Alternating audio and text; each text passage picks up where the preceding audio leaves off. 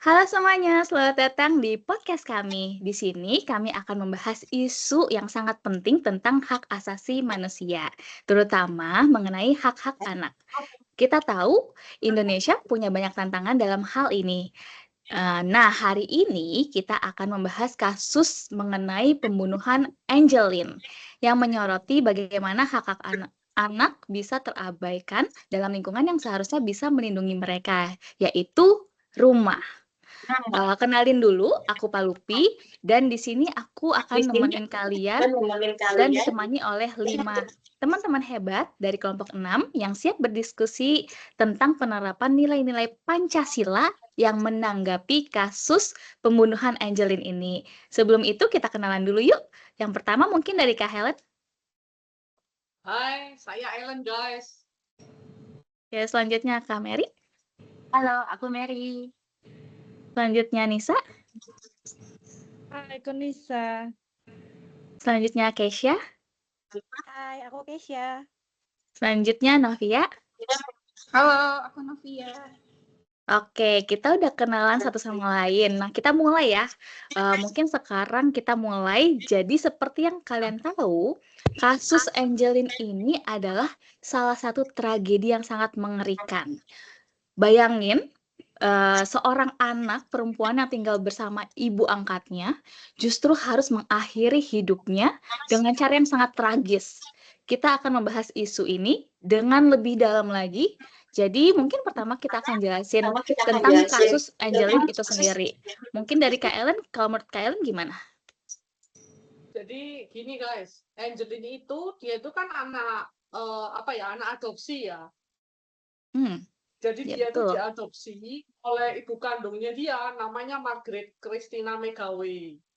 Angelin sendiri itu umur 8 tahun, jadi dia itu diadopsi ya ketika dia baru lahir. Kira-kira baru lahir dia langsung diadopsi. Nah, jadi ini kejadiannya di Bali guys. Jadi kalau kita melihat awalnya Angelin itu hidupnya bahagia, tapi kenyataannya itu nggak sama dengan yang kita lihat, berbeda banget. Jadi dia itu mengalami kekerasan fisik, mental, dan pengabaian selama dia itu tinggal dengan ibu angkatnya itu.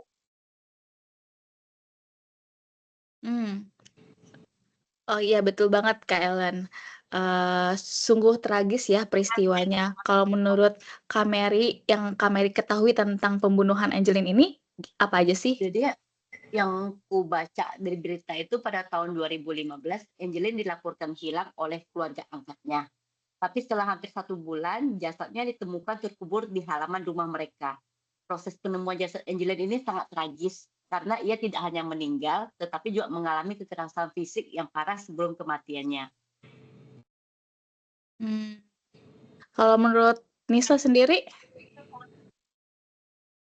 Oke, kalau menurut aku kasus ini menjadi sorotan yang besar ya, karena kekerasan terhadap anak yang terjadi di dalam lingkungan rumah, di mana rumah itu harus menjadi tempat yang aman untuk mereka, tapi ternyata mereka rasa tersebut tidak ini.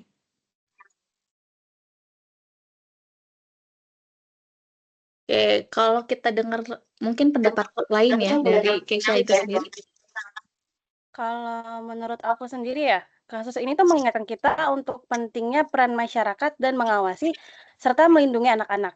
Nah, jika masyarakat sekitar lebih peka atas tanda-tanda kekerasan, mungkin kejadian ini nggak akan terjadi gitu, bisa dicegah. Apalagi harusnya negara mempunyai mekanisme yang lebih baik dalam memonitor perlindungan anak. Menurut aku sih seperti itu. Kalau Kak Novia? Aku agree sama semua pendapat yang ada di teman-teman aku juga.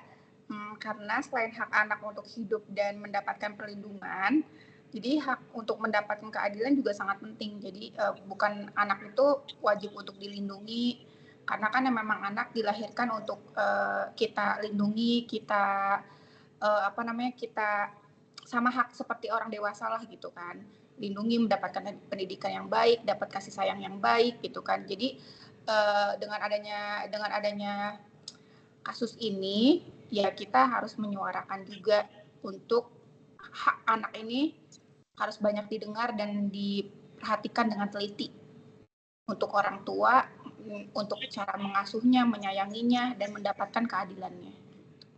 Setuju banget sama Kak Novia ya, bahwa kita juga harus bisa mendukung dan menyuarakan ini.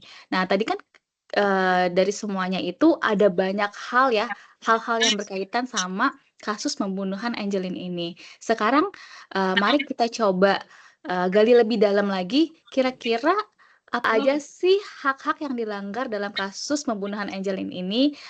Boleh nggak kita diskusi lebih dalam lagi tentang banyaknya pelanggaran hak asasi manusia yang bisa kita identifikasi dari kasus pembunuhan Angelin ini?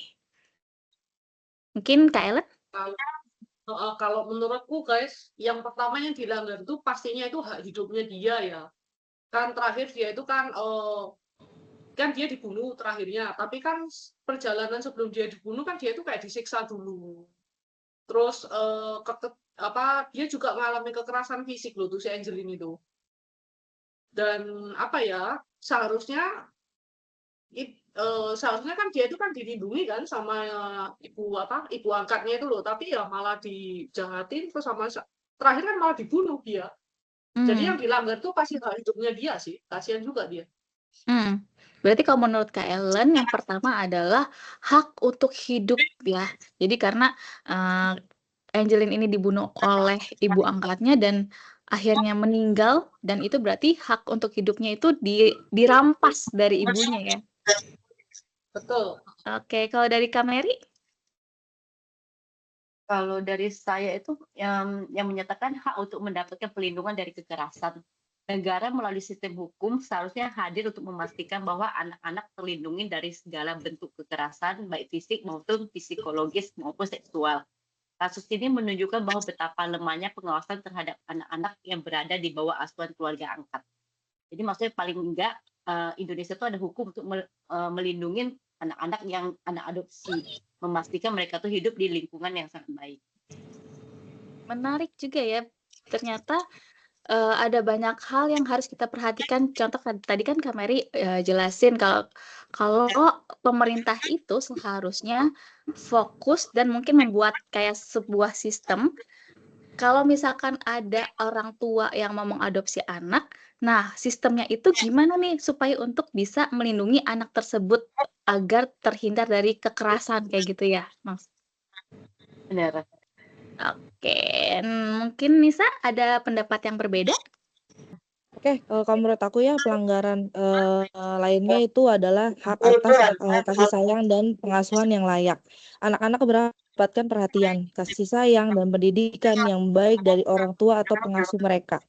Angelin seharusnya merasakan kasih sayang, tapi justru mengalami pengabaian yang mengarah pada kekerasan. Berarti yang ketiga adalah hak tentang memberikan kasih sayang gitu ya. Jadi mungkin kayaknya itu tadi ngeling juga sama yang tadi dibilang sama Kak Mary ya, bahwa pemerintah mungkin sepertinya lebih baik membuat sistem di mana kalau misalkan ada orang yang mau mengadopsi itu harus melihat dari segi apakah orang tua itu apakah orang tersebut tuh memahami gimana cara mengasuh anak, mungkin kayak gitu.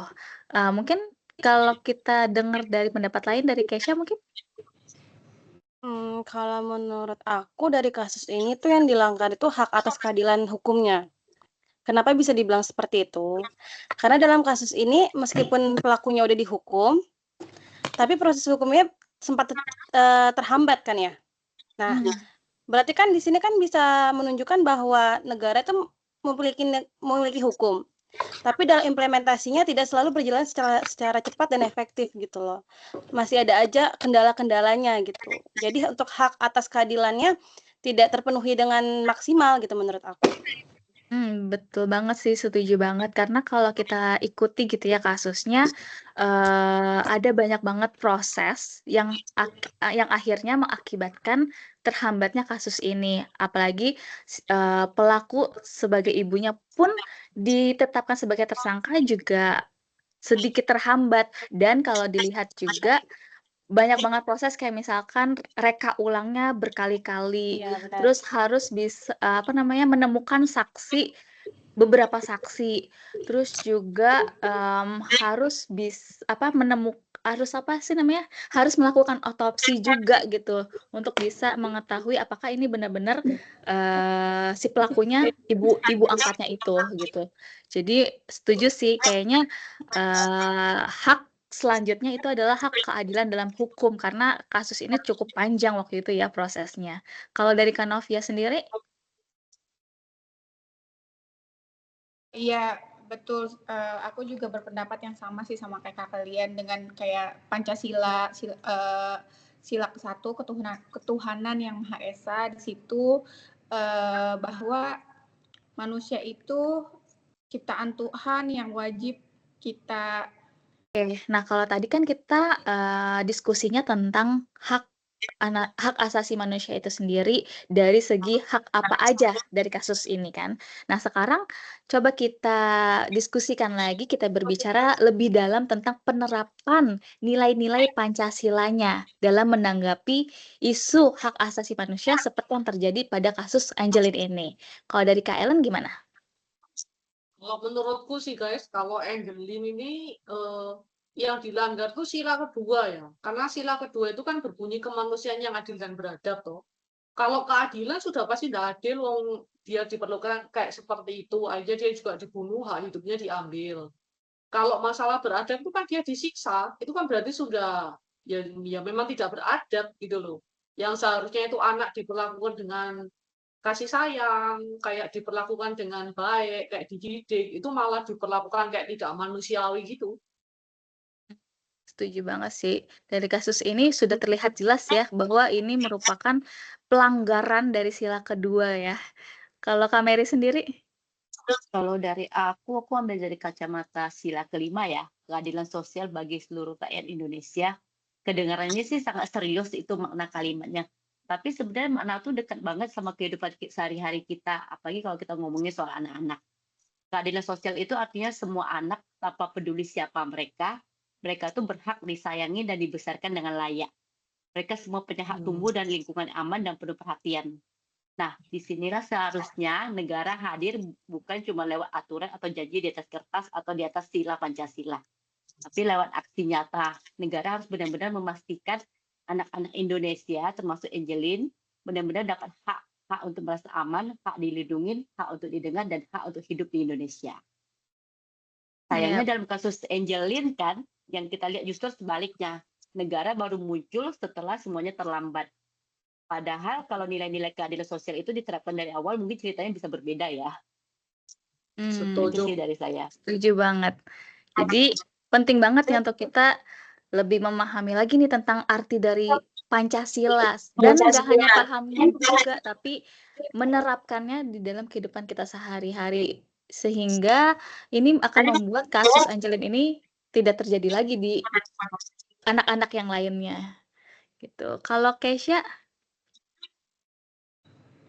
Kalau menurut aku yang dilanggar itu sila ketiga, yaitu tentang persatuan Indonesia. Kenapa aku bisa bilang seperti itu? Karena seharusnya sesuai dengan makna dari sila ketiga ya. Itu tuh mengajarkan kita untuk menjaga solidaritas sosial, terus peduli terhadap sesama, terus juga bertindak bersama-sama dalam melindungi anak-anak. Nah, seharusnya masyarakat tuh nggak tinggal diam atas kasus ini gitu. Seharusnya mereka lebih aware sama kekerasan terhadap anak gitu. Kita sama-sama berantas hal itu. Seperti itu sih menurut aku. Jadi dengan adanya kasus ini harusnya kita harus bahu-membahu gitu ya, Kes ya maksudnya ya? Ya benar, harus bahu-membahu. Oke, kalau Nisa? Mungkin kalau dari aku di sila keempat ya, kerakyatan yang dipimpin oleh hikmat kebijaksanaan. Ini mengingatkan kita bahwa kebijakan hukum yang harus diambil itu bijaksana dan adil untuk semuanya. Karena kasus Angelin ini menunjukkan pentingnya adanya sistem hukum yang cepat dan tepat dalam menangani kasus-kasus kekerasan pada anak. Ya mereka kan tidak bersalah lah ya, dan nggak mengerti harus seperti apa, dan mungkin mereka juga belum bisa melindungi dirinya sendiri. Jadi mungkin ada baiknya untuk sistem kita di Indonesia ini mungkin lebih dikencangkan lagi untuk perlindungan terhadap anak. Poin ini lagi-lagi balik lagi ya tentang sistem hukum Indonesia yang harus diperbaiki. Oke, terakhir Kak Novia? Oke, kalau yang terakhir dari aku tuh sila pertama, ketuhanan yang Maha Esa. Jadi ini untuk ketuhanan yang Maha Esa ini mengingatkan kita bahwa setiap manusia adalah ciptaan Tuhan yang harus diperlakukan dengan penuh kasih, sayang, dan rasa hormat. Jadi seluruh makhluk di bumi ini termasuk apalagi anak-anak manusia ya diperlakukan dengan sama dengan penuh kasih sayang dan rasa hormat gitu. Jadi sebagai sila yang pertama yaitu artinya bahwa kita harus memang benar-benar penuh kasih sayang dan rasa hormat gitu. Oke, menarik nih. Ternyata pas kita diskusikan gitu ya kasus dari pembunuhan Angelin ini semua sila Pancasila itu berkaitan ya. Dan kalau menurut aku berarti Pancasila sebenarnya bisa menjadi pedoman bagi kehidupan kita gitu ya. Kalau misalkan kita bisa menjalankan Pancasila, pasti kita bisa memberikan kehidupan yang lebih baik di Indonesia terutama. Nah, sebelum kita akhiri podcast ini, aku pengen teman-teman memberikan pesan dan juga harapan tentang bagaimana kita bisa lebih peduli terhadap hak-hak anak dan memastikan kejadian seperti ini tidak akan terulang lagi. Mungkin dari Kak Novia dulu. Oke, dari aku semoga masyarakat lebih peka ya terhadap tanda-tanda kekerasan dan lebih peduli terhadap anak-anak di sekitar kita. Kita harus memastikan bahwa setiap anak di Indonesia mendapatkan hak mereka untuk hidup dengan aman dan bahagia.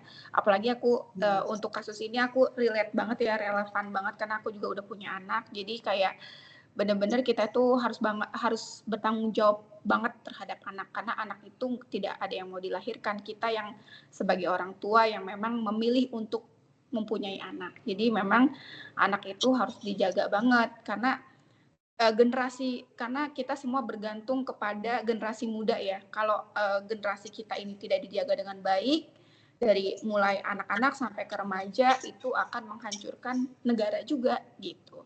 Jadi sebenarnya memang negara itu di negara manapun ya, terutama kita di Indonesia karena aku tinggal di Indonesia, jadi aku lebih harus aware banget terhadap hukum-hukum di Indonesia terutama pada anak dan remaja. Karena kalau banyak kekerasan terhadap anak sampai ke remaja, gimana kita masa depan Indonesia ini kalau anak itu tidak dilindungi secara hukum yang tegas gitu. Itu aja sih dari aku. Aku tuh kayak relevan banget gitu. Aku pernah menjadi seorang anak, aku juga sekarang merasakan punya anak. Jadi anak itu benar-benar harus dijaga sampai dia dewasa, sampai dia punya jati diri yang benar-benar yang bisa kita lepas dan bisa bermanfaat untuk negara kita juga gitu. Kalau misalnya kita menjaga anak-anak dengan baik secara secara mental, secara fisik, jadi nanti dia berkembang dengan penuh kasih sayang dan cinta, ngebuat negara ini juga baik gitu ya. Jadi generasi kita juga semuanya baik, nggak ada yang generasi yang buruk.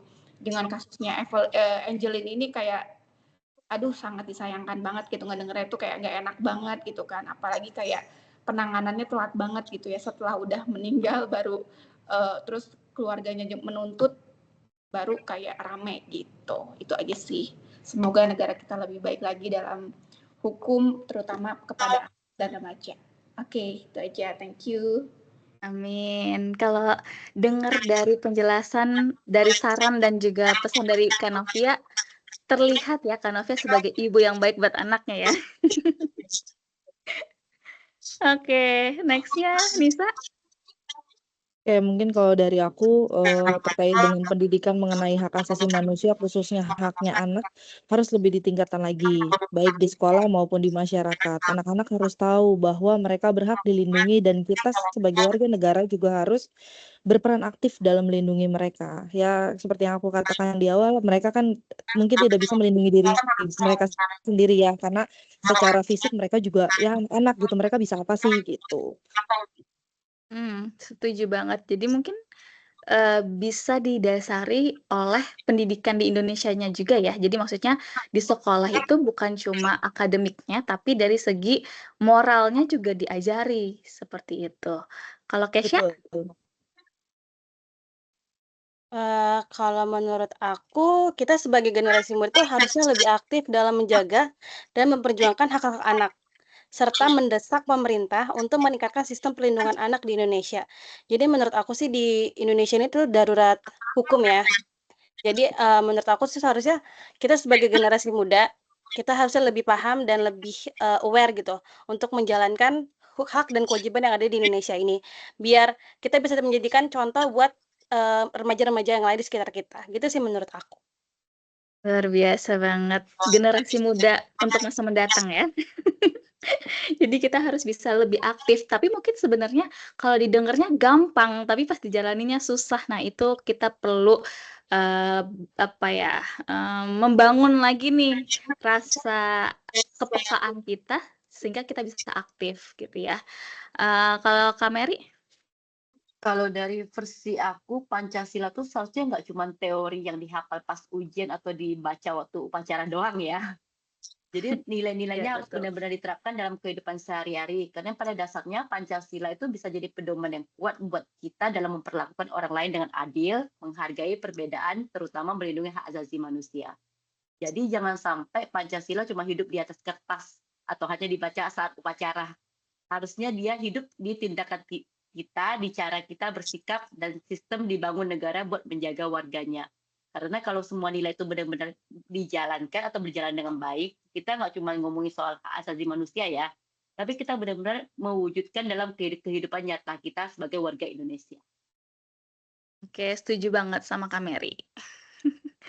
Oke, mungkin terakhir Kak Ellen?